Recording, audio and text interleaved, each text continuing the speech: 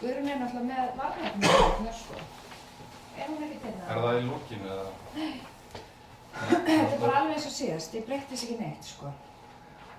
Þannig að þetta eiginlega bara eiginlega í byrjun. Ekki það ég get alveg farið yfir þetta, sko.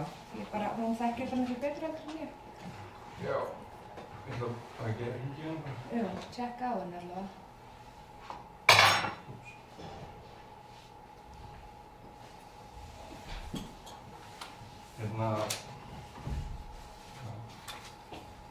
Mér finnst þetta Staying Alive dæmi algjör snill, sko. Já, það það, sko. Það samt örugglega svolítið skrítið að maður myndi lendi í svona, bara að raula þetta eitthvað. Ég sá samt alveg sjálfur mig fyrir mig gera einmitt þetta. Bara fyrir að ekki að syngja í hjartan á þig. Þú veist, það væri bara svo típist fyrir mig, sko.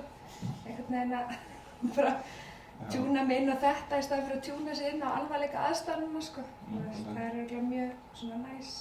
Það er betra að muna líka bara að höndin á að vera föst, sko. Ekki svona. Og þá getur hún ekki gert þetta mjög hratt. Þú þarft að gera þetta í ákveðinni hreyfingu.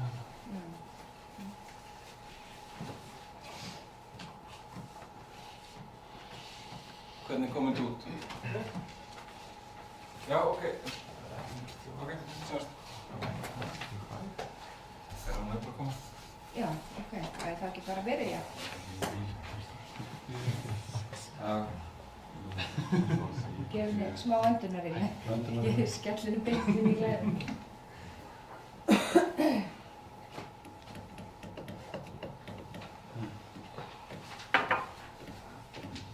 Já, heyrðu. Það er náttúrulega ekki annar... Jú, það er annar mæk hérna.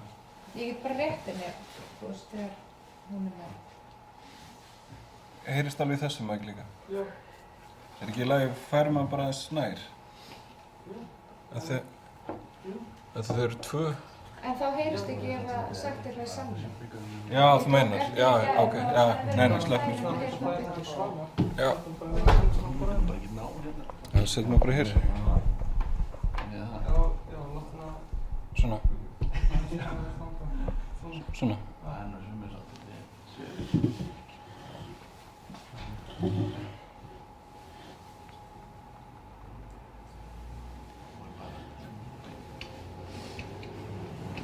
Svo verður við að taka smá pásu á milli fyrirlestrana. Að því þarf að prata þessu út. Já, einmitt á milli. Já, milli ég myndi að hugsa það. þessa og Taka tvo og svo. Já. Smá pásu. Já. Afsakið. Bjóðu. Bjóðu það bara, já, ok. Hæ, ég heiti Gunnhildur. Ég er hérna til þess að fara yfir hlutverk ráðgjafa aðallega á öryggisgetu. Við svona uppgötvum það bara í samræðum að ég er búin að vinna á réttu núna í 2 mánuði. Og svo var ég í ár á öryggisgetuldinni. Og mér finnst þetta ekki einu sinni vera sama vinna sem ég er að vinna þarna, sko. Mér finnst þetta bara completely different.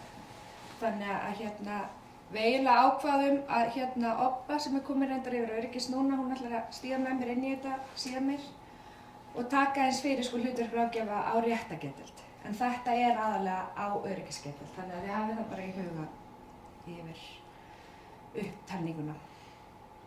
Sko, við erum náttúrulega ráðgjafar og stuðningsfulltrúar og það sem við erum að gera er að eiga samskipti allan liðlangan daginn.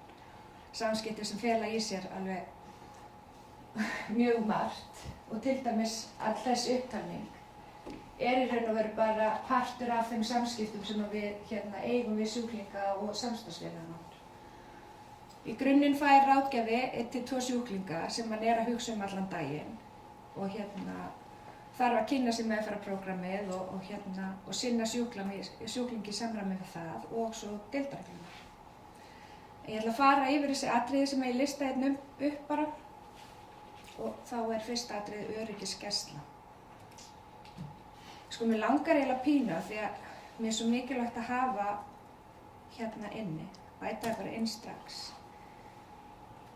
Almennur gangur og öryggisgangur. Af því að við gleymum okkur stundum og sérstaklega með almennugangi.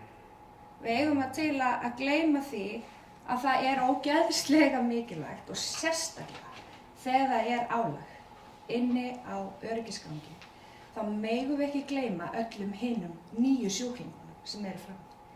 En þetta bara eitthvað sem að gleymist mjög oft og eðlilega af því að álagið náttúrulega alveg gigantist inn á þessari deild. Og sérstaklega náttúrulega eins og núna, sjúklingurinn sem inn á B-gangi hjá okkur núna. Hann hrikalega erfiður. Og þá einhvern veginn þegar maður kemur fram af öryggisgangi, þá maður bara ég ætla bara inn í eldhús og bara fá mér banana eða eitthvað, þú veist. Og gleymi bara að sinna restina af vinnunni sinni, sko. En þetta gífurlega mikilvægt. Og í gær til dæmis, þá fannst manni svona, ég kom nefnilega á Arnartímisútkall í gær og það var sjúklingur sem var æstur og sem betur fer sleppti hann sér ekkert. En hann var alveg á nippinu. Maður hafði svona tilfinningunni að ástæðan fyrir þessu hefði verið að mjög miklu leyti að hann bara gleymdist. Þetta sjúklingurinn hafði ekki aðgang að herberginu sínu, hann hafði ekki aðgang að dótinu sínu. Þú veist, og hann átti bara einhvern veginn að vera frammi og taka tillit til þess að einhver annar var veikur inni, en hann líka veikur. Og þú veist, þess vegna svo mikilvægt að við gleymum okkur ekki. Við verðum að hugsa sjúklingana frammi. Ok, öryggishnappar. Við náttúrulega þekkjum það, þetta eru hnapparnir sem við hengjum þetta á okkur og ég finn það ofsalega mikið inn á rétt og núna. Maður svona einhvern veginn komin í rétt og gírinn, allt ógeðslega rólegt og þægilegt og maður gleymir þessum öryggishnappi.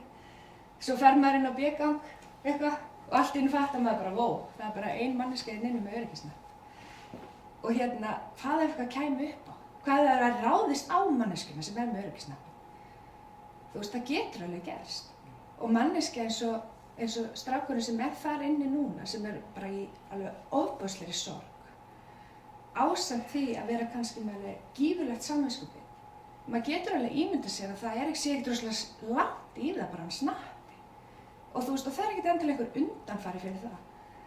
Þannig að þetta pínu litla öryggisatriði sem við gleymum stundum, að vera öll með hnappa, miklu mikilvægara kannski heldur en við áttum okkur á. Þannig að við þurfum öll alltaf að hafa það í huga og vera alltaf að tala með þetta. Og sérstaklega náttúrulega inn á öryggisgangi. Svo náttúrulega partur af öryggisgæslunni að fara út fyrir deild með sjúklinguna. Og eins og rétt og þá það náttúrulega alltaf með tveimur. En á öryggisdeildinni þá það svona mismunandi eftir á hvaða stigi sjúklingurinn Og svo alltaf þessar deilur það, sko, heyrðu, sjúklingurinn hann að fara að hlaupa. Eigum við að yfirbuga hann. Bara úti á lóð. Og það eru mjög skiptar skoðunar af því, sko. Læknarnir hafa alveg beint tilmælum til okkur stundum að hringi síminn minn, að yfirbuga út á lóð. En maður hugsar oft bara, nei, fjandinn hafa það. Ég fer ekki að yfirbuga sjúklinginn út á lóð. Það getur bara verið stórhættulegt. En það náttúrulega kannski bara eitthvað sem að við þurfum að gera upp við okkur, sko. Og svo náttúrulega líka með þess að fylgja út fyrir deild. Að ef að sjúklingurinn í strókhættu, þá sendur ekki 2 manneskjur sem geta ekki hlaupið. Þú veist, við þurfum að geta allavega fylgt eftir og aðeins svona tjekkað á því, hringt í lögregluna, verið í sambandi við lögregluna og horft á hann, skilur, þóttu við sem ekki fara að yfirbuga hann. Þannig að þú veist, það rosalega gott ef að ráðgjafarnir á gólfinu eru líka meðvitaðir það ásamt hjúkrunni. Að því ef þetta sjúklingur sem er bara þekktur fyrir að strjúka, eins og náttúrulega alveg 2 inn á öryggisdeild núna, sem alveg þekktir strókukóngur, sko. Að þú veist, að vera ekki að senda bara ömmu sem nýræð og eitthvað fólk sem getur ekki hlaupa eftir þeim saman með þennan einstakling út. Af því að þú veist, þá náttúrulega sér hann bara tækifæri að hlaupa, sko. En maður náttúrulega getur ekki alltaf séð það fyrir, sko. En það ágætt svona vera með þetta bak við eyrað. Hættulegi muni læstir inni. Þetta náttúrulega bara eins og við þekkjum að það verið að læsa inni náttúrulega hnífana, stóru, skæri. En svo líka verið að læsa inni svona hluti svo asetón og naglalökk og eitthvað svona. Við erum náttúrulega með fíkla og það er alveg ástæða fyrir þessu öllu. Það ekkert bara eitthvað, hei, læsum bara þetta inni. Það er svo gaman. Það er gaman að læsa hluti inni. Þú veist, það er ástæða fyrir því að við erum að læsa hlutin inni, sko. Bröðsitmælingar, Kristján fer yfir það á eftir, en bröðsit náttúrulega, sko, það er verið að mæla hættuna á ofbeldi næsta sólarhringinn. Þú veist, þá merkjum við við einhverja ákveðna þætti, sjúklingurinn að sýna þessa hegðun og ef hann fær ákveðna tölu þá talin hætta á því að hann sýni ofbeldi næsta sólarhringinn. Og þetta virkar alveg. Þegar maður búinn að vinna þenni ákveðin tíma þá áttar maður sig á því að það virkar alveg að mæla brjóstsytinn og þá getur maður alveg séð fyrir dálítið hvort að manneskjan sé að fara að sýna ofbeldi eða ekki. Skráning. Ef það var ekki skráð þá gerðist það ekki. Besta setning í heiminum. Og þessi skráning, hún skiptir svo miklu meira máli heldur en við gerum okkur oft grein fyrir, sko. Það er svo, það er alls konar álit hjá umboðsmanni Alþingis einhver svona brot á réttindum sjúklinga sem að maður, sko, oft áttar sig ekkert á, sko. Eins til dæmis það var einn sjúklingur sem að, kvartaði yfir því að hafa ekki verið tilkynnt eitthvað, sko. Af því að hann var nauðungarvistaður í 48 tíma og það er okkur ber lögbundin skylda til þess að tilkynna þeim ákveðna hluti þegar þeir eru nauðungarvistaðir. Og hann sagði bara, mér var ekki tilkynnt þetta, ég vissi ekkert þessi réttindi mín. Og umboðsmaður Alþingis, hann gat ekkert álykt af það. Það var ekki skráð. Þannig að það getur alveg komið upp, sko, að við séum að brjóta réttindum sjúklinga. Og og að því að það er ekki skráð, þá er bara ekkert hægt að gera með það. Við verðum að skrá allt. Og já. Það er líka með skráninguna að ef eitthvað gerist og það þarf að leita aftur í tíman með alla skráningarnar, það er þetta rekja. Þetta sé rekjanlegt. Og svo er oft líka, sko, sem að við áttum okkur ekki á því að við erum svo, svona orðin svo samdauna vinnun okkar. Að við kannski bara erum yfir daginn og sjáum fullt af einhverju hegðun hjá sjúklingunum. Og að þetta er svona hegðun sem að flestir sína og allt þetta, þá er maður ekkert alltaf að nenna bara ég þarf að fara að skrá þetta eitthvað. Þú veist, það er bara, ég var að hluta að gera, ég þarf að fara í göngutúr. En sko, þetta getur komið í veg fyrir ofbeldi. Bara þessi simpla atriði að skrá niður hegðun sjúklinga. Góðan daginn. Það er gegn ofbeldi. Þannig að, sko, skráningin, hún getur komið í veg fyrir ofbeldi, hún getur komið í veg fyrir strok, hún getur komið í veg fyrir alls konar hluti sem að, þú veist, bara það að eiga samskipti á milli vakta. Þetta sé ekki bara ein vakt og hún veit ógeðslega mikið og svo bara fer hún og bara þekkingin fer með henni. Þú veist, og við þekkjum þetta öll. Þetta er svona líka bara þegar starfsfólk hættir að vinna á einhverjum ákveðnum stað eftir x tíma, þá fer kannski bara þekkingin með honum. Þú veist, þetta er líka mikilvægt bara milli vakta. Þetta er alltaf mikilvægt að við tölum saman og samskiptaflæði sé gott. Varnarteymið, það er náttúrulega á að sinna neyðartilvikum og Guðrún fer bara mjög vel yfir það á eftir. Og ég var eiginlega búin að tala gangana, þannig ég er að spá í að leyfa Guðrúnu bara að taka orðið núna.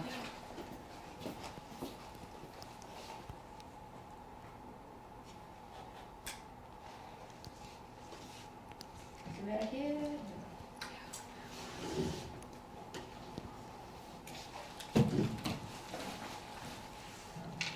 Skemmtileg mynd þarna á varnarteyminu. Já, það er allir svo glaðir einhverjum. Við erum alltaf svona, allir. Svo útkalli geð sem Guðmundur kom í og þetta var bara allir skælbrosandi. Ræðislegt. Rosa kossi. Já, ég ætla þess að ræða hlutur ráðgjafa. Guðrún heiti ég og er verkefnisstjóri réttar og öryggisgeðdeild. Við þekkjum öll hvort er.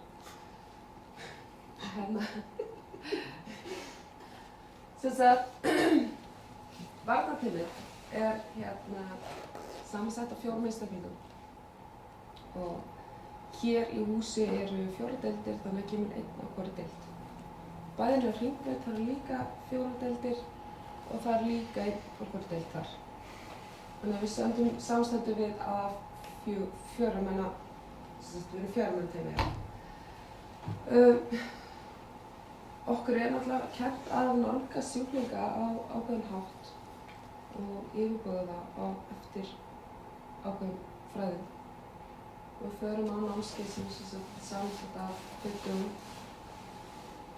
Það eru aðalega farið yfir verklegar hreyfingar. Okkur er kennt hvernig við nálgast og hvernig handabræði við nota og annað. Þannig að, sko, í yfirbúðinni sjálfi er í rauninni 3 einstaklingar en 4. maðurinn er, kallaður fótamaður. kemur og styður við ákveðin. Námskeið er að mestu hluta þess að verkfræðingar og að námskeið loknu þá kunna þátttakendurnir skil á að hvernig á fyrirgeðu, ég er ekki tengd hérna. Hvernig á að yfirbúða áskapna einstaklinga, nota rétta tækni til að yfirbúða þá, nálgast á ákveðinn hátt og sýna skilning og kunningu til að tala við áskapna sjúklinga og það er alveg viss tækni. Það er alveg, við svona náum að lesa þetta út og náum svona sem fyrir líka yfir á morgun svona virkar hlustun og opið samskipti og svoleiðis. Hér er þess að uppsetning á varnartíminu. Þarna er rauði kallinn, það er sjúklingurinn og ég er þarna í miðjunni í kjólnum mínum. Nei, ekki segja svona en þarna, það er þess að varnartímið er ljósmynd af því. Ég þarf eiginlega að gera það. Nei, ég má eiginlega segja það að varnartímið er samsett af öllum. Það er ekkert einhver 3 hermenn, einhver mættur á svæði til þess að snúa þennan niður. Nán í gólfið. Það er ekki þannig, þetta er bara samsett af öllum. Þetta er bara hjúkrunarfræðingar, ekki læknar og við erum að vinna að því að fá það inn í teymið. En það er svona í overall þá er þetta öllum stjættum sem vinna á gólfinu. Og allt í lagi, labba bara gegn. Er þetta inn? Já, ég held að sé hérna. Og uppsetning varnartímis er þannig að sjúklingur hér og við erum sett svona. Hér er fótumaður, fjórumaður. Og þetta er alltaf sá sem talar við sjúklinginn. Hin öll eru að fylgjast með hegðun sjúklings og líkamstjáningu. Það er rauninni eitt sem stjórnar aðgerðinni og rauninni miðlar málum áfram. Bara áfram.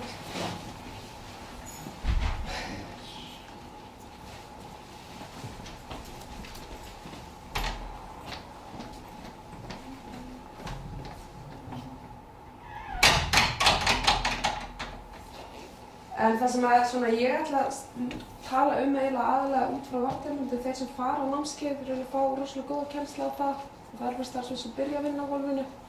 En fara svona yfir hlutverk verkstjóra, því það er hver sem getur tekið það hlutverk að sér. Og eitt sinn var þessi verkstjóri kallaður annarkvort samningaðili eða hópstjóri, það stjórnaði hópnum. En þessi verkstjóri er aðalega tenging varnartímis til hins ytra umhverfis. Þannig að ef hjúkrunarfræðingurinn er að draga upp sprautina þá er verkstjórinn sá sem hleypur á milli og lætur vita. Ef sjúklingum vantar vatn eða er kalt eða vantar teppi þá er verkstjóri sem gerir það. Ef það þarf að græja herbergið, við erum að fara með sjúkling inn á herbyggi, þá er verkstjóri sem að setja því áfram og sér að það sé gert. Og hann er í samræmi við númer 1 og þegar númer 1 stjórnar aðgerðinni í teyminu og eins og sagði að hann sinni þeim þörfum sjúklings sem uppkomi. Þannig að hann er rauninni alltaf þessi tenging, þannig að eitt þurfi ekki alltaf að vera að gaspra út í loftið. Það getur bara einbeitt sér af því sem er að gerast hér og verkstjórinn sér allt hitt. Og hver sem getur rauninni tekið að sér þetta hlutverk og eru að hvetja alla til þess að rauninni stiga fram. Þannig að hann er rauninni 5. maður inn í teymið sem vinnur á þessa aðgerð. Einhverjar spurningar varnartíma? Kannski smá, nú hef ég farið í nokkur útgöll og kannski sýni myndin aftur hann af uppstillinguna. Já. Og þetta er mjög sjaldan sem við gerum þessa uppstillingu. Það er bara, það var einn æstur og við komum hann inn eitthvað, það var einn að aftan og einn þarna og hinn, hann og svo voru 3 aðrir sem var allir að tala og allir í einu, Svo voru við, ef það myndi ráðast á einhvern þá, allan í þessu aðstæðuna, það hefði við bara svona hoppað einhvern veginn á hann. Þetta var svona gamla aðferð, þegar stórveldi fóru að ganga og hljóp 15 manns úr. Já, ég tekið eftir líka þegar ég sé önnur úti sem ég hef ekki verið í varnarteymi en þetta er voðalega svona, og það er ekki þessi númer 1 sem er að tala við hann, það er alltaf nokkrir að tala og hann náttúrulega að snúa sér á allar en það. Það er einmitt svona kennum við þetta. Já, þetta kemur aldrei upp bara. Nei, en við getum aldrei sett þetta í raunverulega aðstæður, en sko... Mér samt gott að gera þessa uppstillingu. Alltaf, við þurfum að rauninni að vera eins og... Við séum ekki bara einhvern veginn bara. Já, eins og páfingar, þetta er bara skiptur þessu miklu máli. En á hverjum degi er það ákveðið, ok, þetta er varnartímið á þessari vakt, ég ætla að vera þessi, verkefnisstjórinn. Nei, sko, það er alltaf fundir, kannski ég teki alltaf varnarsfundir 3 á dag. Og þar er bara að fara yfir stöðu hússins. Já, ok. Og tekið bara mat, hver er líklegur til þess að sýna ofbeldi í dag, er húsið rólegt eða ekki og annað. Og þá er rauninni sá sem er á deildinni yfirleitt sá sem er númer 1. Þannig að þekkir sjúklinginn best. Það er ljótt vera að það kannski eru fleiri sem þekkja mjög vel í teyminu. Við erum svo lítil eining og við erum alltaf með sjúklingur svo rosalega lengi. Þannig eins og Stefán er að tala að útkallin hér eru miklu færri heldur en nokkuð tíminn Hringbraut. Það sem að svona uppstilling er algengari þar. Þau eru vanari útköllum, þau eru vanari komast í situation. Þau eru svona að þekkja hvort annað í teyminu og hvernig hver og einn vinnur. Við náum yfirleitt að tala, gera það rólega hér. Hér erum við meira í samskiptunum og það verður ekki að neinu eða vera viðstödd meðan að læknir er að tala við sjúkling eða við innlögn. En niður frá er rauninni miklu meiri í yfirbúðarnir. Nú var einn hjá þessum vandinn og nokkra hjá við.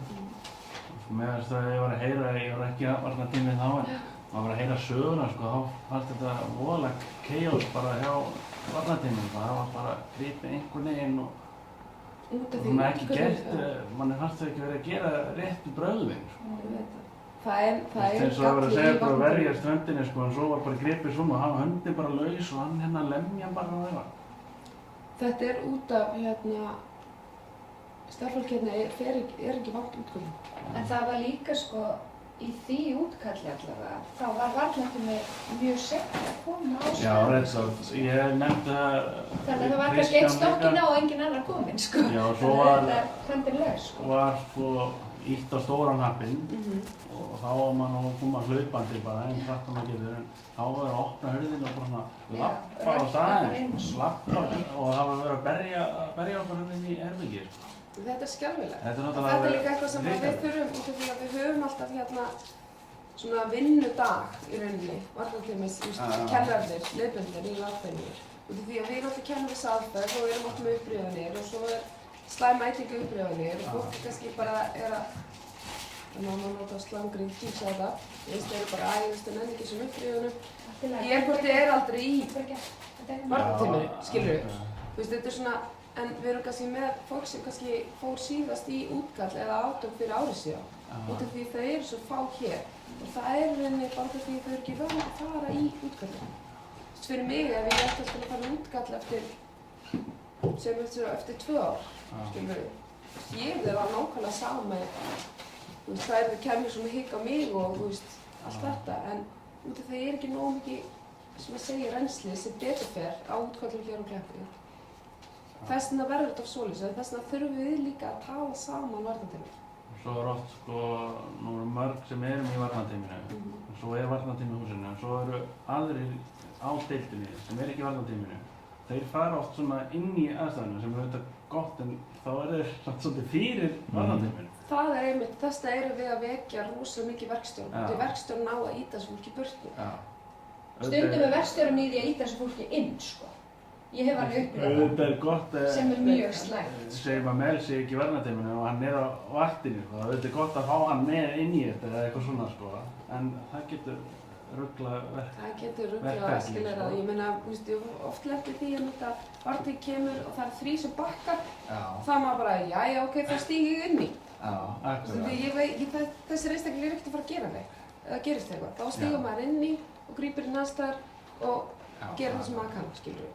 Ég meina, en ef viðkomandi sem ekki í varnartíminu nær betur til þessara einstaklings. Ég meina, og hann vill ekki tala við hina, skilur, akkur má hinn þá ekki tala. Það er alveg gert, Við erum ekki Það var einmitt verkefnastjórn sem má bara, leyfa honum að tala við á við. Auðvitað, og varnartími á líka við og meta alltaf hver einastu útkall út frá því hvað er best fyrir sjúklinginn. Og þeir stökkva náttúrulega ekki á, sko, fararinn ekki í þessa vinnu nema að sé algjört neðar alltaf. Þannig að ef þú ert að ná vel til ykkur einstaklings, þá eru þeir standaðir til hliðina, sko. Þetta er bara, ég meina, eins og bara atvik í gær, ég meina því sem Gunnhildur kom, þetta var bara spurning með rosalega hátt spennustig að reyna að slakna það niður og draga hann úr aðstæður. Skilur við? Þetta er ekkert... Og mann fannst líka einhvern veginn manneskja sem var að tala við viðkomandi ekki ná til hans.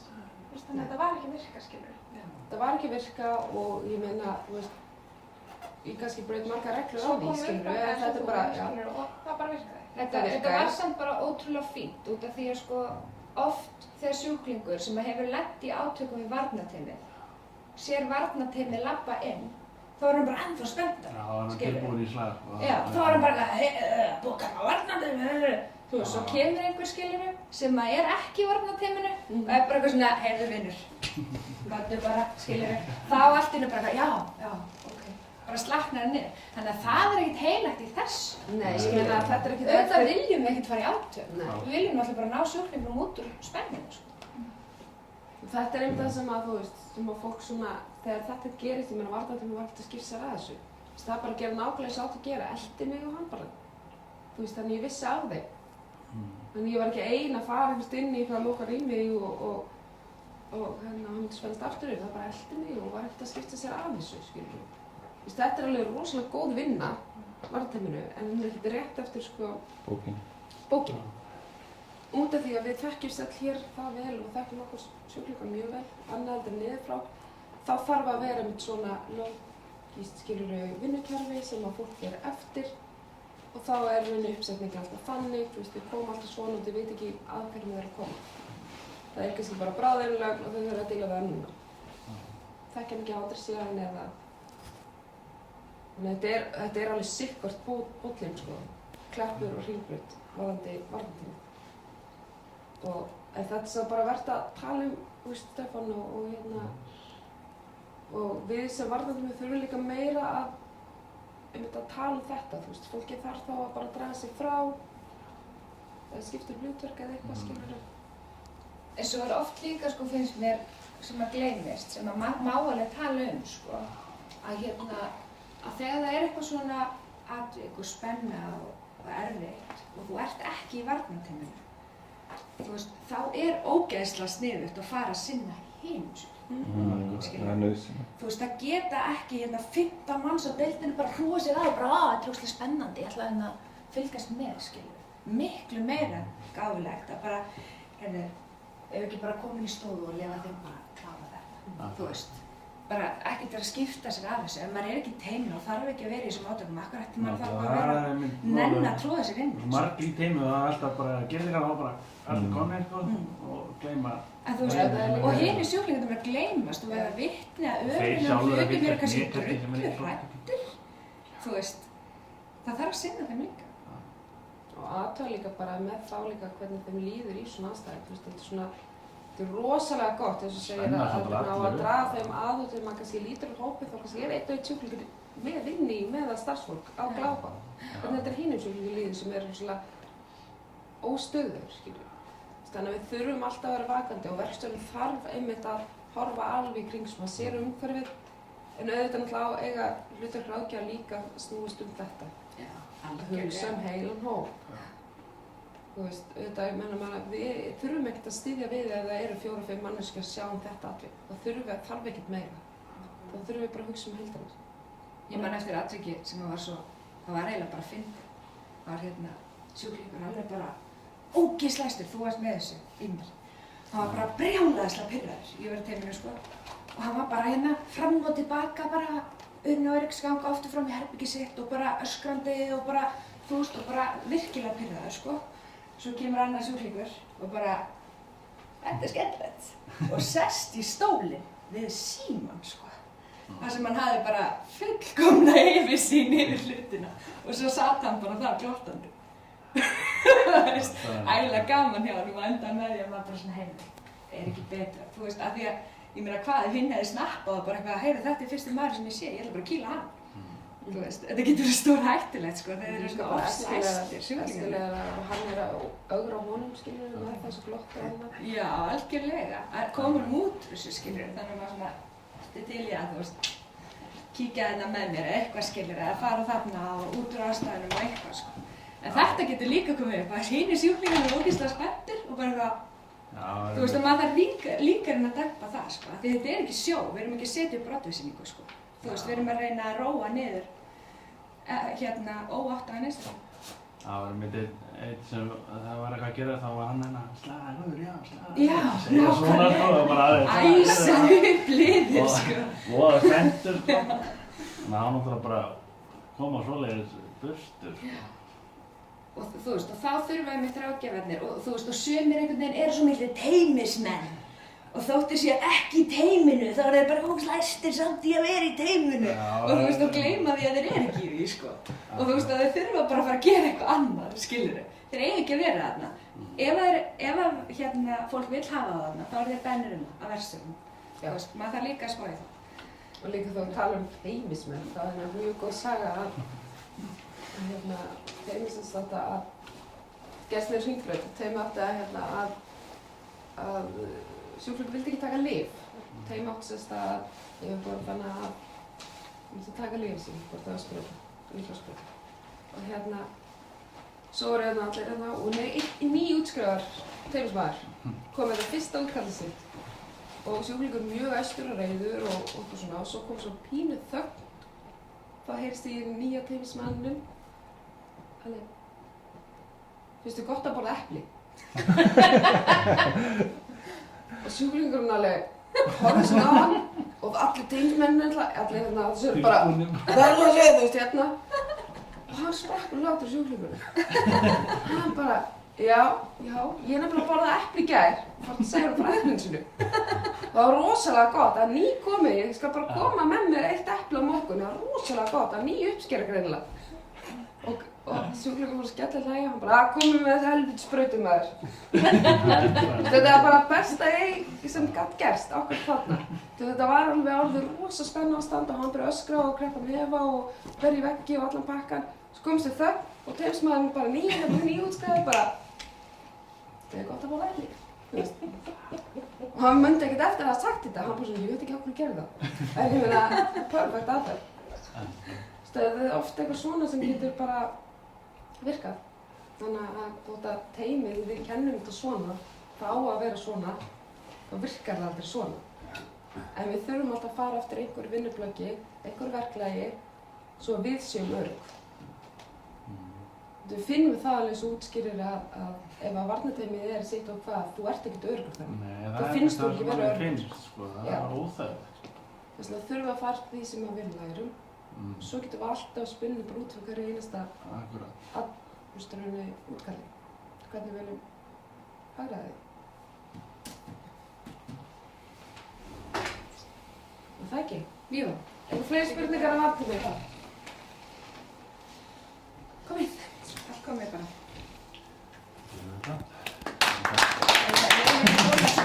Þið eru ekkert sloppinn. Fullt eftir, við erum að tala á kaffibótan. Hvað segirðu? Við erum ennþá að tala hlutverk ráðgjafar, sko. Hvað við erum að gera inn á gólfinu. Fyrir hvað sem anskotanum erum hérna. Ég ætla að setja þetta á mig svo það heyrist í upptökunni. Maður sem við ánum að setja varnarteymissnappinn hérna, ég hef sett tæki hérna. Ég vil færa aðstoð við þetta. Queen of passive aggressive. Hérna aðhlynning. Við náttúrulega erum partur af teyminu sem að sér aðhlynningu. Og aðhlynningi hjá okkur er bæði sko líkamleg og sálræn. Og þessi líkamlega aðhlynning, hún er svona bara að fylgjast með virkninni, hvetja til hennar. Og fylgjast með líkamlegu atgerfi. Og ég sagði það síðast og ég ætla að segja það aftur og við náttúrulega lendum í því inn á öryggisgeðdeildinni bara fyrir stuttu. Það var sjúklingur sem þyngdist 40-50 kíló á 3-4 mánuðum. Og við bara horfðum á það gerast. Og þetta er náttúrulega eitthvað sem við eigum að fylgjast með og grípa inn í mikið fyrr. Og svo umhirða, það er náttúrulega bara benda þeim á það ef að það er kannski komið vandlykt eða eitthvað svona, reyna svona vera settleg við það sko. Og eða fötin að þarf þvoða þau og svona. Og svo náttúrulega umgengnum nánasta umhverfi og það er náttúrulega herbyggin þeirra. Og maður hefur alveg lent í því að labba inn í herbyggju og bara, vá, hver sprengdi upp pleysið. Þú veist, þetta er alveg bara, þú veist, herbyggin getur verið ótrúlega sóðaleg og við þekkjum það alls sem erum búin að vinna hana í einhvern ákveðin tíma, sko. Það er alveg ótrúlegt hvað virknin einhvern veginn í þessum hluta hverfur með geðsjúkdómum eða minnkar alveg óbúslega mikið. Bara þetta persónulega hreinlæti og persónulega umhirða. Þú veist, og það er bara partur af sjúkdómum, sko. Og við þurfum að fylgjast með og hvetja það til þess að halda áfram að sinna þessu. Svo er náttúrulega sálræn aðhlynning og það er bara að fylgjast með líðan sjúklinga. Ef að sjúklingur er tens og þarna komum við að skýrslugjöfinni, sko. Við þurfum ekki endilega alltaf að fara í sjúklinga. Hei, er ekki allt í lagi og bara, þú veist, bara 15 manns í honum allan daginn, skilur, ef honum líður illa. En það er ofsalega mikilvægt að koma því áfram saman. Þessi sjúklingur, honum virðist líða ofsalega illa. Það væri ofsalega fínt að einhver aðgjafi sem væri við til hans eða hjúkrunarfræðingur einhver geti kannski reynt að tala við. Og svo náttúrulega ef að þeir vilja tala við okkur að hlusta og sýna skilning og reyna svona pínu að setja sig inn í þessar aðstæður. Hvað þetta er fáránlega mikið álag. Að vera sviptur frelsinu, settur inn okkur að deild, ekki hleypt út í ógeðslega langan tíma. Ég verði brjáluð að vera að minni, sko. Og þú veist, og vera með geðsjúkdóm í ofanálag sem að eykur undir pirringin hjá þér, sko, til að byrja með. Og svo er bara eitthvað lið. Bara læsa það inni og vill ekki leyfa þér einu svona að fara í göngutúr, vill ekki leyfa þér að anda í fersku lofti. Auðvitað ertu pirraður. Eða pirruð. Það er ekkert óeðlilegt við það og maður er ekkert að segja að þetta sé endilega eitthvað rangt að gera þetta. Þetta er náttúrulega gert af þörf og þetta á að vera vægasta mögulega úrræði fyrir sjúklingin. En það þýðir samt ekkert að maður get ekki sett sig í þessu spor að þetta sé bara ógeðslega erfitt og ógeðslega mikið álag. Og þú veist, og oft þegar maður bara svona, að því að sjúklingar geta alveg farið í taugarnar á manni. Þú veist, og það gerist að reglum maður bara eitthvað, þú veist, það er svo pirrandi, eitthvað. En bara leiðum maður bara, ok, það stígast tilbaka og bara setja mig í hans spor. Bara, ok, þú veist, hann er svona að upplagi og svo er verið að þvinga hann í alls konar hluti. Að þá oft maður bara finnum maður bara, ok, þú veist, mér þykir bara vænt hann. Þú veist, ég ætla bara að láta mig þykja vænt hann og reyna bara einhvern veginn að eiga samskipti við hans á hans forsendum. Þú veist, mætunum þar sem hann er staddur, það er náttúrulega bara hugtak sem er mjög þekkt bæði í hjúkrun og félagsráðgjöf. Mæta sjúklingunum þar sem hann er staddur. Og það er mjög mikilvægt að ráðgjafarnir á gólfinu hafi þetta líka í huga. Við erum ekkert einn á okkar forsendum, við erum einn á forsendum sjúklingsins, annars höfum við ekkert að gera það. Góð og heilbrigð samskipti, já, aðstoð við athafnir daglegs lífs sem er ADL-ir. Þegar ég byrjaði að vinna þetta, það var svo skemmtilegt. Það var bara eitthvað, já, ADL, það er sinna ADL, allir með þetta ADL og ég vissi ekkert hvað það var. Þú veist, ég var bara eitthvað, ADL? Hvað er hanskjöldunum með það? En það eru athafnir daglegs lífs sem að náttúrulega innifela í sér alls konar hluti. En góð og heilbrigð samskipti eru lykilatriði þarna. Þú ert ekkert rosalega mikið að fara á móti vera manneskju sem að þolir þig ekki, til dæmis. Sem er bara eitthvað, þessi er svo leiðilega, hún er alltaf að banna mér eitthvað og alltaf bara þú veist, er bara með einhverja persónulegar árásir á mig, sko. Ég ætla ekkert að fara eitthvað að gera það sem að hún segir mér að gera. Þú veist, þannig að þetta er óbúslegur jafnvægisgangur alltaf í sér að vinnu, að hafa sjúklingana með sér, en samt að geta sett þeim mörkin sem að þarf að setja. Það var einn sjúklingur sem benti á að fá að velja sér ráðgjafa. Hann sagði að hann fær kannski útlitaðan ráðgjafa og hann bara, fúlið hennan. Þá er hann bara inni á herbergi bara allan dag og það var bara dagar nónýti á hann. Og hann segja að hann benti á að leyfa þeim að velja sér kannski. Það er alveg sko... Það var kannski saman, kannski óerfitt. Mér finnst þetta samt alveg valid punktur hjá sjúklingur sem eru komnir á ákveðin stað í sinni meðferð. En hættan þarna er alltaf að sjúklingur fara að nota þetta sem stjórntæki.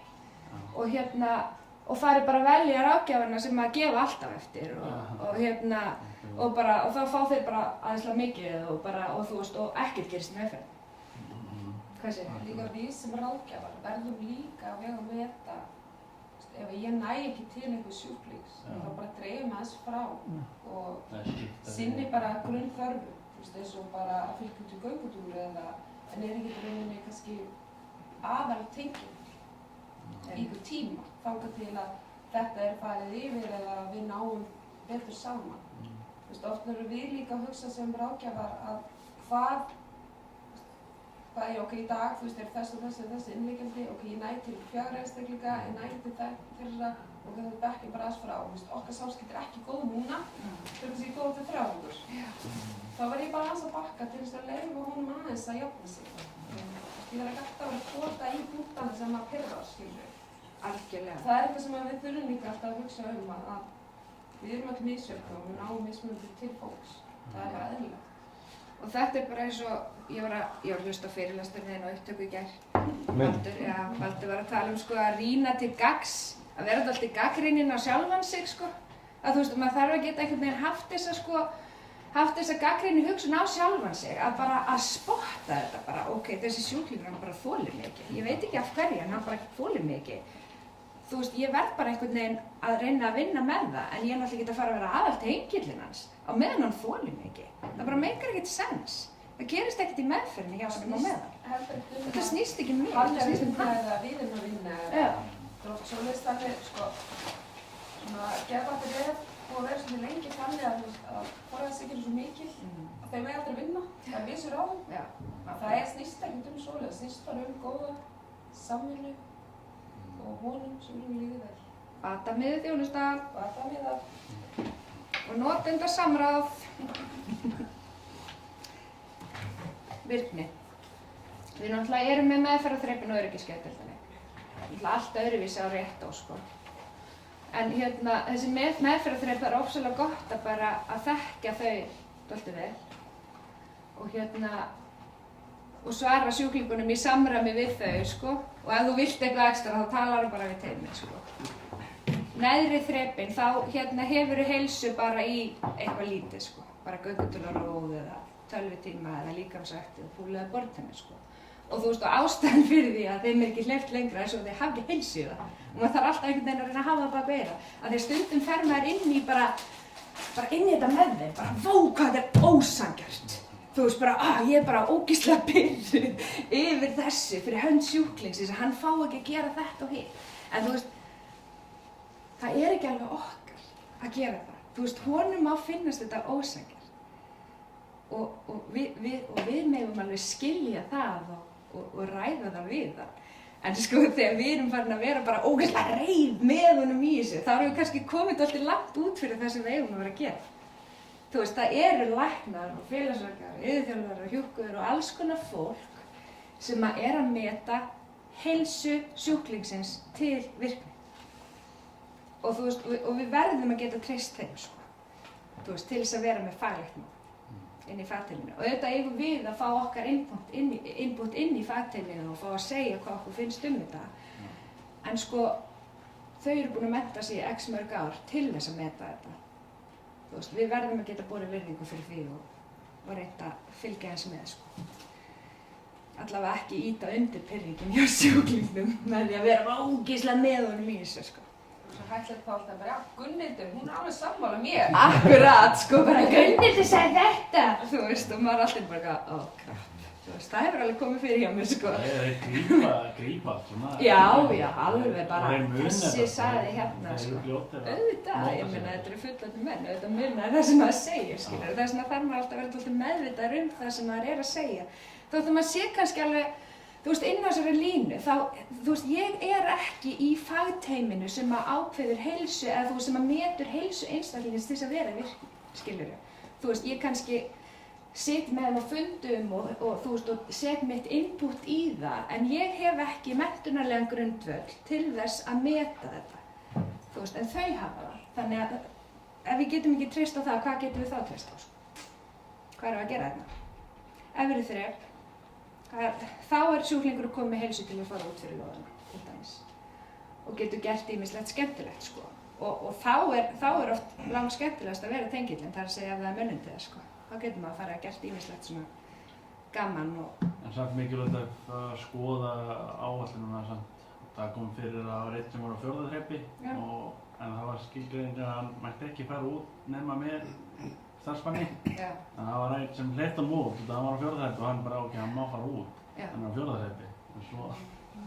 Akkurat. Þessi þrep er ekki til. Þú þarf að kíkja á alltaf að tjekka og grafa ef við munum það ekki. Akkurat. Og þetta á náttúrulega að vera einstaklingsmiðuð meðferð sko.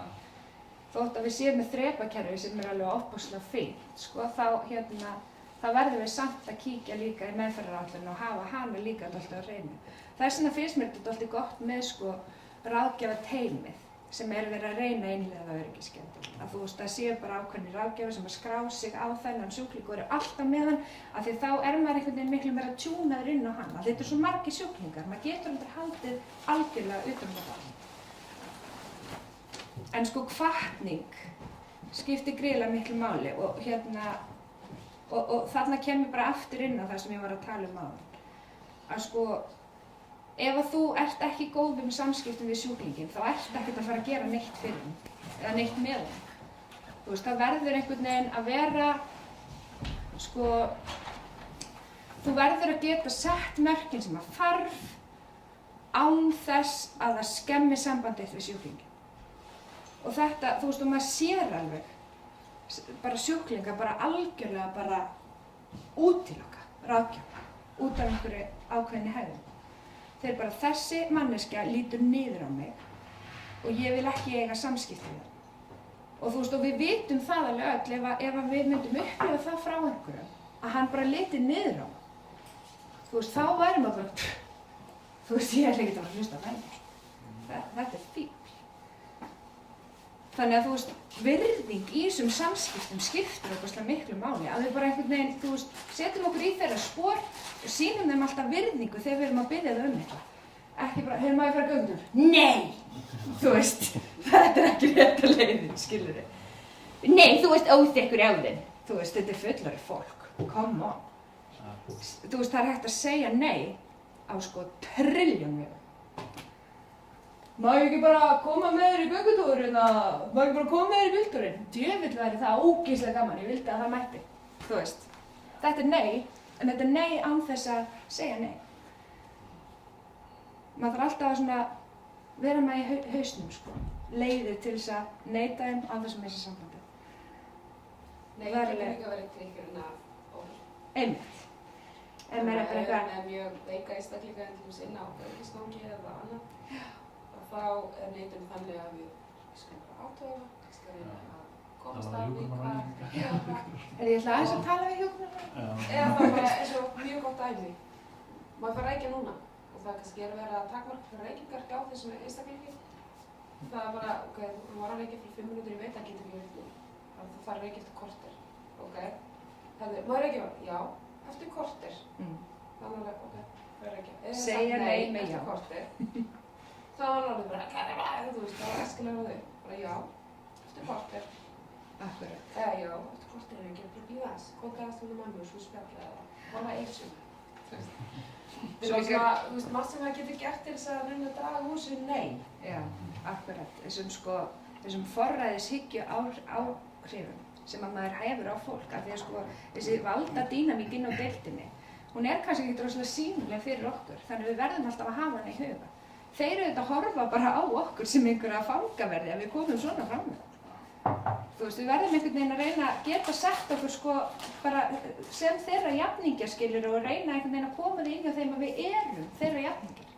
Þú veist, og þetta er ekki svona, þú veist, við þurfum bara að setja þeim ákveðin mörk og maður setur bara alls konar fólki, alls konar mörk á hverjum degi. Þetta er ekkert öðruvísi hérna inni.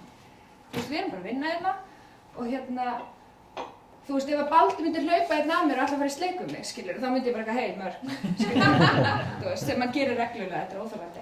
Og en sko, það er nefnilega máli, það að við séum að setja mörg, þar er ekkert endilega að setja okkur eitthvað æðra þeim. En auðvitað horfa þeir á það þannig, sérstaklega sjúklingar sem eru búin að vera í geðkerfinu í 10 ára og við vitum alveg hvernig það hefur verið að þróast. Þú veist, fyrir 10 árum þá var ekkert jafn mikið samráð við notendur eins og er núna. Fyrir 20 árum þá var bara, þú veist, þá var bara virkilega litið niður á fólk með geðsjúkdóma og virkilega troðið á þeim sem persónum. Og það voru kannski einn og einn starfsmaður sem að horfa á þetta svona eins og við reynum ekki að horfa á í dag. En þú veist, það er fólk hérna inni hjá okkur sem er búið að vera í kerfinu kannski 20-30 ár. Og auðvitað er það kannski pínu fast í þessari hugsun ef að það hefur gengið í gegnum erfiða tíma þar sem að er komið fram með þá bara ömurlega af starfsfólki á deildum. Þannig við þurfum líka pínu að setja okkur inn í þessa hugsun, sko. Að þú veist, reyna einhvern veginn að vera bara vinaleg. Ég veist líka bara eins og Guðmundur sagði mér á Baldurum daginn að sko, línan á milli starfsmanns og sjúklings er svona þunn, skilur. Það þarf svo lítið til að við endum þarna inni. Já. Því að þetta er svo rosalega nálægt okkur öll. Já. Við erum öll söfnlótt, við erum öll á nokkuð góða slæmi daga og við erum öll kannski lendum í áfalli eftir 10 ár. Þetta er þá staðurinn sem við erum að fara inn á. Já. Það er ekkert annað. Þannig að við þurfum að miklu meira að setja upp í spor hvernig við viljum láta okkur fram með okkur sem sjúklingar. Því að línan er svo þunn.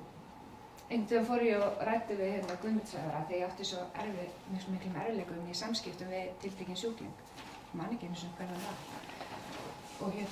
Og það er dálítið síðan, sko. Og hann sagði bara, áttu bróður? Já.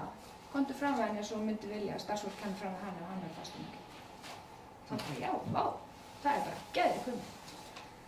Þú veist, komdu bara fram við það eins og séu bræður einhvers. Alltaf að hafa það í huga. Þetta er fólk, þá ættingjar, þá vini. Þú veist, við þurfum að koma fram við þessa fólk. Þeir eru ekki geðsjúkdómur, þeir eru fólk. Réttindagæsla. Sko, þetta kemur alveg reglulega upp. Sjúklingunum finnst á sig brotið. Og hérna... Þú ert svolítið mikið að tala þá eftir. Já, jú, ég er mikið að tala þá eftir. Er ég komin fram yfir á tíma, eða? Nei, við erum... Nei. Sko, hérna, ég ætla bara að tala sko það sem hefur komið upp bara, þú veist, í mínu starfi, þetta eina ár sem ég er búin að vera hérna. Að það var til dæmis sjúklingur sem vildi hvert í landlækni. Og var bara alveg ákveðin í því. Og sko, og það er í raun og veru enginn annar kannski til staðar til þess að aðstoða þá við þessa réttinda sókn, ef maður getur sagt það, sko. Að þetta eru menn sem eru oft búin að brenna bara margar brýr að baki sér og eiga kannski ekkert mikið af fólki að í kringum sig, pluss það að ættingjarnir eða vinirnir vita kannski ekkert alveg hvaða réttindi þeir hafa. Þannig að það er mjög mikilvægt og mér finnst óbúslega mikilvægt að bara sem flestir ráðgjafar kynni sér það, hvaða réttindi þetta eru, grundvallarréttindi sem að þeir hafa og aðstoða það við það að sækja það. Og til dæmis vildi einn sækja aðgang að sjúkraskránni sinni og var búinn að tala þetta í heilt ár. Bara alveg frá því ég byrjaði þarna, þá bara allt annars lagði að. Ég vil sjá sjúkraskránna mína. Og það var bara ekkert gert með þetta. Það var einhvern veginn bara, þú veist eitthvað. En hann á rétt á þessu. Hann á rétt að sækja sjúkraskránna sína og það er alveg sama hvað hann er veikur, hann á rétt á þessu og læknirinn þarf þá bara að strika út persónuupplýsingar eða það sem hann metur að sé of viðkvæmt til þess að sjúklingurinn komi í staði. Allt þetta og hann hefur vald til þess læknirinn en við höfum ekkert vald til þess að stoppa sjúklingin í að sækja réttinn sinn. Við höfum bara að hjálpa það. Þannig að við fórum bara það og sóttum aðgang að sjúkraskránni. En sko það er voðalega erfitt að hjálpa fólki með réttindi sín ef maður bara þekkir þau. Þannig að ég ætla að halda fyrirlestur núna bara núna strax eftir þessi helstu réttindi sem sjúklingarnir hafa. Þannig að ég ætla bara að bíða með svona aðal blaðrið þangað til þá. En mér langar samt að taka fyrir punktinn að það er mikilvægt að þekki muninn á grundvallarréttindum annars vegar og áunnum réttindum hins vegar. Og þá erum við að tala sko réttindi til þess að fara í bíltúr, skilurðu, af því að þeir líta stundum bara á þetta þannig. Þetta er þrep 4 á meðferðarþrepinu og það stendur að ég megi fara í bíó. Og svo bara fæ ég ekkert að fara í bíó. Þú veist, og þeir horfa bara á þetta svona. Oft, ekkert alltaf, en oft. Og en þetta er, þú veist, áunnið út frá þinni heilsu. En svo kannski eitthvað ákveðin þáttur hjá þér þar sem að læknarnir og þvagteymið telur bara mjög mikilvægt að þú sleppir því að fara í bíó. Það bara eitthvað ákveðið sem að þeir bara nei, þú veist, það er ekki sniðugt að þessi fari í bíó. Hann fer bara hryllingsmyndir og það eitthvað bara rankomyndirnar hjá hann. Eitthvað. Þú veist, maður getur alveg ímyndað sér. Það yfirleitt einhver ástæði fyrir því að hlutirnir eru bannaðir. Og þess vegna þarf maður einhvern veginn að geta sagt bara sko, ok, þú veist, þú hefur réttindi til þess að anda fersku lofti, það eru mannréttindi. Þú veist, en það er ekki mannréttindi fyrir það að fara í bíltúr og meðferðarþrepi 4, þú sér það jafnvel og ég, sko. Mér finnst allt í lagi nefna við þá, þeir verða kannski fúlir, en það er bara þannig. Það er bara rökstyrkur. Já, þetta er bara rökstyr það sem við erum að gera. En fá allir anda þessi fersku lofti? Nei. Það fá það ekki allir. Hann nefnilega brotin mannréttindi á þessari deild öryggisgeðdeildinni. Og bara víða í húsinu. Já. En við erum alveg að tala náttúrulega sko öryggis- og réttargeðdeildina og réttargeðdeildin Garður, ofboðslega fín aðstaða, þeir geta alltaf farið út ef þeir vilja. En á öryggisdeildinni, það var ekki neitt. Þannig ef að sjúklingurinn talinn í mikilli strókhættu þá er hann bara haldið inni í fleiri mánuði, jafnvel ár. En það að koma Garður að úti. Hann í vinnslu bara núna? Hann á að koma yfir. Já. Það var bara að byrja á núna. En það er búið að tala um þetta sko. Það er búið að tala um þetta síðan 2004. Einmitt, það er búið að tala um þetta síðan 2004. En þá er réttargeðdeildinni ekki notaður fyrir þá sem að þeim er ekki treyst að fara út í göngutúr, skilur þau? Þegar réttargeðdeildin er allt annað fyrirbæri. Réttargeðdeildin í rauninni fyrir, þú veist, veika fanga. Já. En ég er bara að pæla að komast að einhverju svona, þú veist, þegar þeir einhver viss tíma á daginn. Það viss, sko, þeirra réttindi það að þeir sé ekki, þú veist, þeir hafa sitt privacy. Já. Þannig að, þú veist, í rauninni þessna þetta allt svona, en ég alveg, þú veist, hvernig getur eiginlega meira að svara því, þú veist, rauninni, það bara ekki lagalega stóð fyrir það. Það bara má ekki gera það. Og En það aðalega út af Það persónu. má samt svipta sjúklingum réttindi þess að fá fersklótt. Nei, það má Nei, það má ekki. En þeir gætu gert þetta sér. Já, en sjúklingarnir eru réttar geti kert það líka sko. Og það er miklu meira hægt á því. Já. Eða allavega talið meira hægt á það. Það hlýtur að vera. Það hlýtur að vera eitthvað. Og ég menn það er bara, getur ímyndið eitthvað hvernig það myndi líta út í rauninni bara, já, þú veist, ef við tala fjölmiðla sem að rauninni bara hafa enga stóðast undir neinu, en ef það, þú veist, það er bara skelfilegt. Erum við ekki alltaf að hugsa peninga á fjölmiðlega fjallanir? Er ekki starfið bara alltaf miðað af því? Ég held Það að er líka svolítið truflun fyrir sjúklingana inn á rétt og ef að sjúklingar á öryggis væri alltaf gangandi í gegn. Já, það er ekki ganga. skapa líka meiri strókhættu á rétt sem væri náttúrulega ræðilegt sko. Einhver myndi strjúka á rétt og þá væri fengið fólk heldur betur skömmi að Þetta eru veikir einstaklingar sem gerðu rauninni sem hafa framið virkilega alvarlega afbrot og dæmdir ósakhæfir vegna gerðurs ástand sko. Þannig að þú veist það að einhver strjúki af öryggisgeðdeild, ok, skilur að tala enginn um það, en ef hún myndi strjúka rétt og shit sko. Það verður Þannig að við verðum náttúrulega að halda þetta með þá og það er bara, það er sér-unit fyrir sig, það er allt annað laga punktur í kringum þá undir náttúrulega. En þótt að við séum að vinna með mjög svið, algjörlega. En það eru brot framinn, mannréttindabrot framinn á öryggisgeðdeild. Heldur betur. Heldur betur. Þetta er við berjast fyrir síðan rétt eftir 2000. En mögulega getur sekka bata að þú veist við erum svona lokaðar með. Já, klálega. Það gerir það og það hefur sýnt okkur það. Við höfum verið með einstaklingar í lokaðar í marga mánuði. Hafa einhvern spáð í þetta? Verið í þessari aðstöðu bara, við langar sér fast. Við erum búin að gera það allt og mikið eftir að ég byrjaði þetta. Það er ekkert annað en að fá fersloft sem við erum alltaf í. Að þín æðsta ósk sé að fá fersloft. Þú veist, ekki það sem við erum að þrá á mín æðsta ósk, mér langar svo í nýja tasku, þú veist. Maður bara fyndi það líka bara heima hérna, maður er bara, ég verði að komast út bara, það var að labba og þá var þessi brjála veður, þá bara valda maður að fara út og... Einmitt. Eða okkur svaðum. Já, náttúrulega, en þessi sjúklingar eru bara, við komast ekki út og það Við náttúrulega vorum bara... líka ekki í vikunum, það var ógeðslega kallt og við vorum bara upp í sófa og bara höfum ekki hugsað og það út, en þá vil ég fara út. Þetta er svo, þú veist, ef maður bara fer aðeins inn í þessa pælingu, þá verður hún svo yfirþyrmandi. Mín æðsta ósk er að fá ferskt loft, mín æðsta ósk er að fá vatn, þetta er bara svona nánast sambærilegt, sko. Það snýst peninga. Já, bara hvað það er mikill viðbjóður. Það er verið að brjóta mannréttindum sjúklinga í 10 ára hérna inni út af peningum. Þetta er bara rosalega gott að hugsa út í það. Já. Það hjálpa manni líka, sko, þegar maður er inn á B-gangi, að bara svona, þú veist, ok, hann er ógeðslega þreytandi, en þú veist, hann er svona, hann fær ekki að anda sér fersku lofti, hann fær ekki að gera. Maður líka heyra oft, þú veist, maður er komið til gangur, nei, ekki mannskapur. Já, einmitt. Það er nú þetta leiðilegasta sem maður segja við sjúklinga. Já.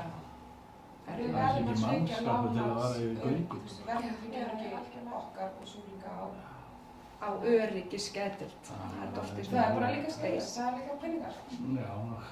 Mér fannst samt svolítið vont eins og í gær, þá var einn sem að skilur virkilega búinn að standa sig vel og hann sem sagt, þú veist, spurði má ég fara út í göngutúr, nei það er ekki mannskapur.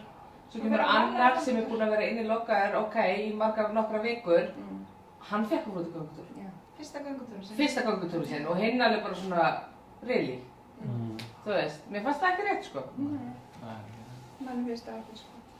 Þess vegna líka það, þegar svona kemur upp, það er rosalega erfitt kannski ekki nema hana að fara skiptið frá því, en það er rosalega gott að nefna. Það fá bara skýringuna. Þið séu við starfsfólki eða sem tökum eftir þessu. Það er ýmislegt sem við erum eftir að segja um Guðmund sko í næstu viku. Oh my!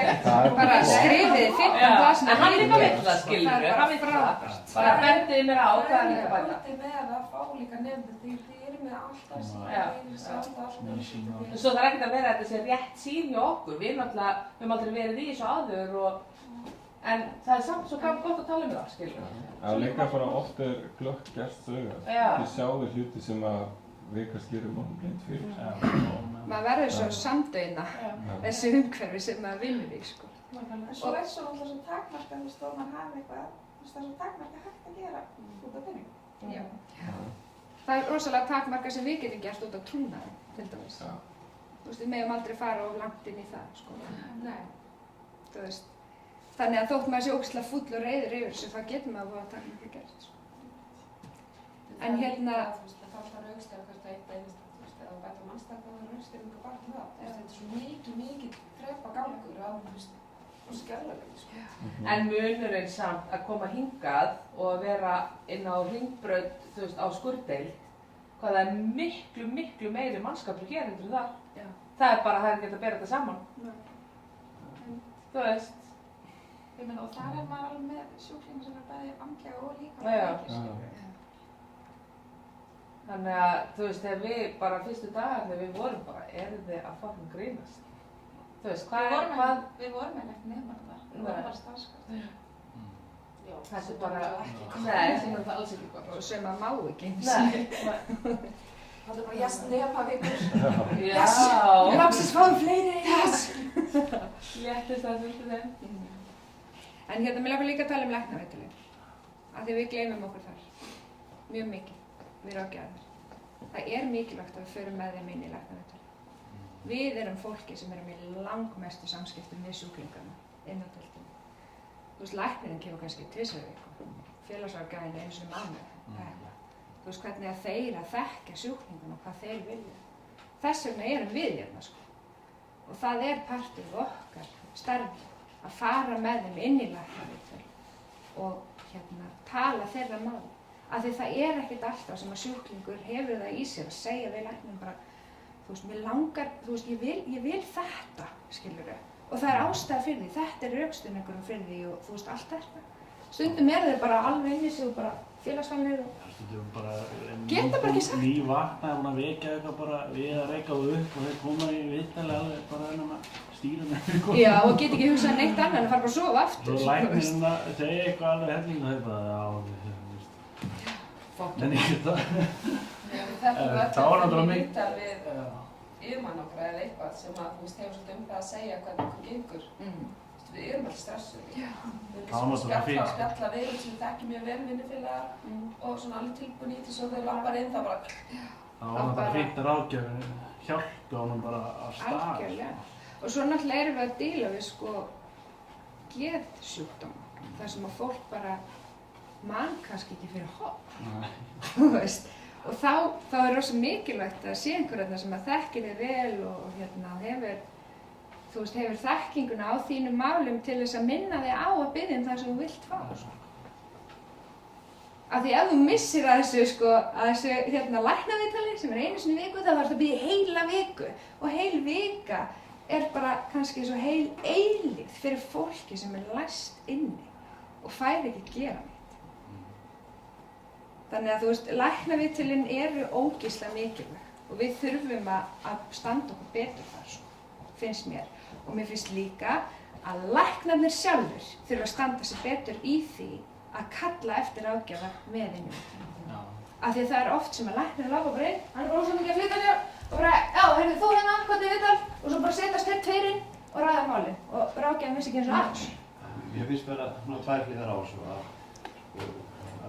viss maður að sjúklingur á líka rétt að tala einn við lækni. Þeir gera það sko. Til dæmis að segja að ég var að fara í viðtal og það væru að gera læknirinn og tveir ráðgjafar, sálfræðingur. Þetta er náttúrulega álag. Já, það eru samt alveg sér viðtöl þar sem þeir eru... Ekki á öryggisgeðdeildinni bara. Er það ekki bara þannig? rétt. Já, ok. Er sjúklingur spurning hvort hann vilji hafa ráðgjafa með í viðtal? Nei, það er ekki optional. En þá allir einkaviðtöl á til. Á réttargeðdeildinni. Á rétt. En ég hef ekki orðið vör við frá öryggisgeðdeildinni. Það er seinna meðferðin. Þá fara þeir út í hús í viðtal við. Já. Við Sigurður, já, fara þeir bara þegar þeir fá að fara út. Það er ekkert, það er bara eitthvað því, þú veist, þeir eru í þessum veiksta fasa, þá eru þið inn á deild svo þegar þeir komnir á, ekki bara fjórðatröð. Er mikið eftir. Þú er færð út. Já, einmitt. Og svo náttúrulega planfundirnir sko, það er bara almenn kurteisi að skila því sem að maður er beðinn fyrir. Þannig að ef að sjúklingur er beðinn mann að koma einhverjum skilaboðum áfram á planfundi, það er alveg sama hvað manni finnst það heimskuleg, auðvitað á maður að skila þessu. Maður á bara að segja, sjúklingurinn bað mig fyrir þetta. Þú veist, og meðferðarteymið er kannski bara, þú veist, með einhverja svona stæla. En þú veist, það er ekkert okkar vandamál, skilur við. Þú veist, við erum bara að koma skilaboðum áfram frá sjúklingum. Og það er bara mjög mikilvægt og bara almenn kurteisi í öllum samskiptum að skila því sem maður er beðinn fyrir. Og við þurfum að bæta okkur þarna líka. Skráning. Skráning er mikilvæg. Já, svo vorum við að tala um það. Við tölum alltaf um þetta áðan, þannig ég nenni nú alltaf að fara inn í þetta aftur, sko. En ráðgjafar eiga skrá á hverju einustu vakt, almennan þrifnað, næringu og virkni. Og þetta er líka á rétt og víst. En það er bara ekkert gert þar. Og það er örugglega eitthvað verið að fara að ýta undir það, sko. Að við skráum það líka. Já. En þá að fara að setja þetta yfir. Já, þá að fara að setja það yfir alla núna. Þannig að það er einhvern veginn bara í mótum. Og ef það er ekki skráð, þá gerðist það ekki. Og við þurfum bara að hugsa þetta alltaf vel út í þetta, sko. Líka ef þú ert eitthvað óviss að skráða það saman. Já, akkurat. Og það er stundum einhvern veginn svona einhver pæling sko hjá fólki, starfsfólki bara að ég vil ekki koma þessum sjúklingi í vandræði. Hann er búinn að vera svo lengi og hann gerði þarna einn mistök og skulum ekkert vera skráð. En þú veist, við verðum að geta treyst meðferðarteyminu bara til þess að taka á þessu á sanngjarnan hátt, sko. Við verðum að skrá það sem gerist. Annars getur bara stefnt í voða. Út af því að við höldum ekki upplýsingafræðinu gangandi. Mörk og ábyrgð. Sko við erum búin að fara ofslega mikið í gegnum þetta bara með samræðum sem er náttúrulega alveg brilljant, sko. En það náttúrulega þessi mörk eru rosalega mikilvæg. Að sko vera vinalegur, en þú ert ekki vinur, skilur við. Þú verður að geta sett þessa línu. Bara þú veist, vera vinalegur til þess að ná sjúklingnum út í virkni og fá hann með sér í hlutina og allt þetta. En þú ert ekki að fara með þeim, skilurðu, heim til mömmu í sunnudagsmáltíðina eftir hann er útskrifaður, sko. Þú veist, þar kemur trúnaðurinn inn, sko. þú ert ekkert að fara að adda sjúklingin á Facebook þegar hann útskrifaður. Út af trúnaði. Þannig að við verðum að geta haldið þessu bara, og ég held að Baldur farin bara dálítið vel í þetta, það ekki, í sínum fyrirlestra og eftir. Og það náttúrulega gríðarlega mikilvægt bara í öllum samskiptum að geta verið sanngjarn, en samt ákveðin. Kunna meðferðarprógrammi utanaf hjá sínum sjúklingi, það er langþægilegast. Þá getur maður bara svara strax, heyrðu, ég held þetta sé ekki í þínu prógrammi. Og þótt maður kunnað utanaf, þá getur maður samt alveg nota afsökunina, ég ætla bara aðeins að kíkja, bara tjekka og tala við hjúkruna og eitthvað svona. En það er lang auðvildast að bara reyna að kunna þetta sem best utanaf. Það sem að sjúklingurinn hefur rétt á og fær. Eru þið yfirleitt svona alltaf með sömu einstaklingana? Já, það er reynt á öryggisgeðdeildinni að hafa það þannig núna. Það er einhverjir 2-3 tenglar alltaf skráðir á þennan sjúkling og svo fer hjúkrun þegar hún gerir dagsplanið þá fer hún í það og það er þessi skráður hérna.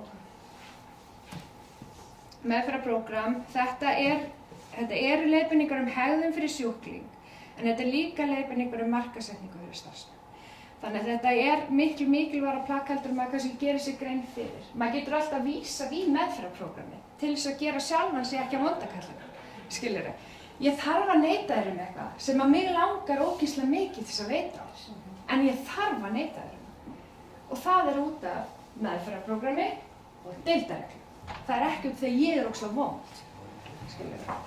Þetta kemur pakkið í gegn. Típist að því.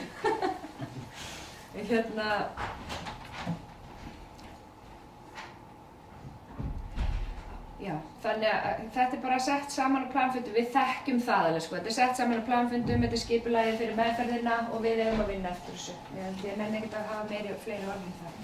Þið eru það trufla krakkar. Eru fleiri ykkur? Heyrðu, ég er bara búinn. Æðislegt. Ég ætlaði bara að fara yfir önnur verkefni, þetta eru hundleiðileg verkefni, en við þurfum samt að sinna þeim, Það er ekki nóg að bara vera skráður á þau og svo nennir maður ekki að gera það, Maður þarf að gera þetta. Og hjúkrun náttúrulega sleppa alveg við þetta, En við ráðgjafarnir á gólfinu, við erum ekkert bara að vinna við það sem okkur langar til að vinna við. Við erum að vinna við vinnun okkar, Þannig að það er mjög mikilvægt og þetta er ekki það mikið mál, ekki það erfitt ef bara allir myndu sinna þessu, En maður upplifir sig stundum dálítið bara það er ég og þessi og þessi kannski 4 starfsmenn sem að sjá þetta allt og svo eru allir hinni bara mér langar frekar í kaffi. Heldur mér að sinna þvottinum eða eitthvað.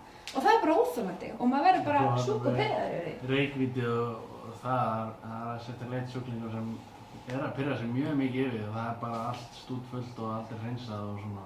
Einmitt. Ég fór þarna inn í gær, Jesús Kristur. Það er morgunvakt og kvöldvakt og meira þess að næturvaktinni á að sinna, Við erum öll að sinna þessu en það gleymist einhvern veginn. Þetta er bara heimili. Akkurát. Við þurfum að vinna að því að sjá heimili. Því að þeir eru í rauninni stakkmyndir sem gera það sjálfur. Svo er þessi einstaklingur að sjúklingur að taka til fyrir okkur og koma með. Akkurát og svo er svo ógeðslega magnað. Við erum æðislega mikið löpum inn í herbergi eða eitthvað og rosa self-righteous og bara oj, hvað er ósnyrtilegt Þú þarft nú að taka til hér. Og svo getum við ekki einu sinni þrifið Reykvítið. Come on, Vera smá fyrirmyndir hérna. Þetta er mikilvægt og við þurfum bara að horfa það þannig. Það þarf að gera þetta, við verðum að gera það. Ef við berum ekki virðingu fyrir umhverfinu. Já, hvernig getum við ætlast til þess að tengja það, Veikir menn og konur. Þannig að, og nú er þetta bara búið. Bara 5 mínútur pásu, 10 mínútur. Það verður að vera meira. Já, ég ekki segja. Já, 10 mínútur korter og bara pissa og drikja og drekka og hvað sem þið viljið gera. Nei.